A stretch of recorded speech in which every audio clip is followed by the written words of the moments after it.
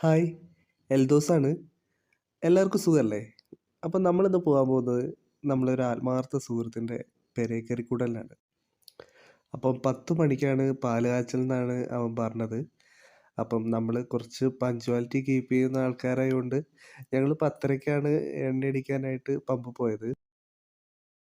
കയ്യുന്നി ടൗണിലേക്ക് എത്തിയപ്പം പൊങ്കലിൻ്റെ പരിപാടികളൊക്കെ ഇങ്ങനെ നടന്നുകൊണ്ടിരിക്കുകയാണ്.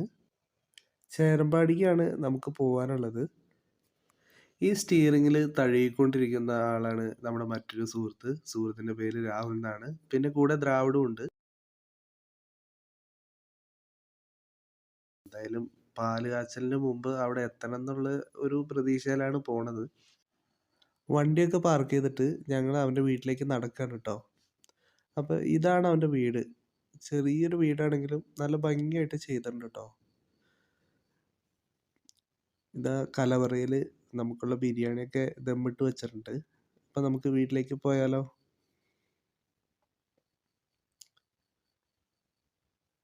സിറ്റ് ഔട്ട്,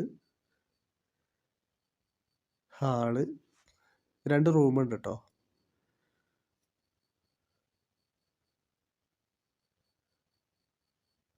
നമുക്ക് കിച്ചണിലേക്ക് പോകാം.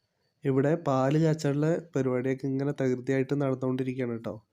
അതിൻ്റെ ഇടയിൽ ആ ഗ്യാസ് കത്തിച്ചപ്പോൾ കൈയടിക്കുന്നവനാണ് നമ്മുടെ സുഹൃത്ത് ഷിബിൻ. ഷിബിനും അവൻ്റെ വൈഫും കൂടെ പാല് അടുപ്പത്തേക്ക് വെച്ചു. ഇതവൻ്റെ മമ്മിയാണ് കേട്ടോ.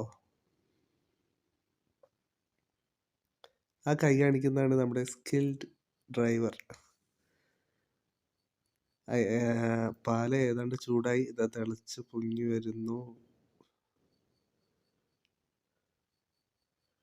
അവൻ്റെ ഒരുപാട് നാളത്തെ ഒരു ആഗ്രഹമായിരുന്നു കേട്ടോ. ഇനി അങ്ങോട്ടുള്ള അവൻ്റെ ലൈഫും അടിപൊളിയാവട്ടെ. ഈ വരുന്നതാണ് ഷിബിൻ്റെ വൈഫ് കേട്ടോ. പേര് ടോംസി എന്നാണ്. നന്നായിട്ട് പാട്ട് പാടും കേട്ടോ. ഞങ്ങൾക്ക് പാട്ട് പാടി തരാമെന്നൊക്കെ പറഞ്ഞതാണ്, പക്ഷെ മിസ്സായിപ്പോയി. ഞങ്ങൾ എന്നിട്ട് കുറച്ച് നേരം പഴയ കഥകളും വർത്താനമൊക്കെ പറഞ്ഞിരുന്ന് ഒരു ഫോട്ടോയൊക്കെ എടുത്ത് ഫുഡൊക്കെ കഴിച്ച് ഞങ്ങൾ മെല്ലെ അവനോട് യാത്ര പറഞ്ഞു തിരികെ പോകുന്നു കേട്ടോ. അപ്പം എല്ലാവർക്കും ബൈ.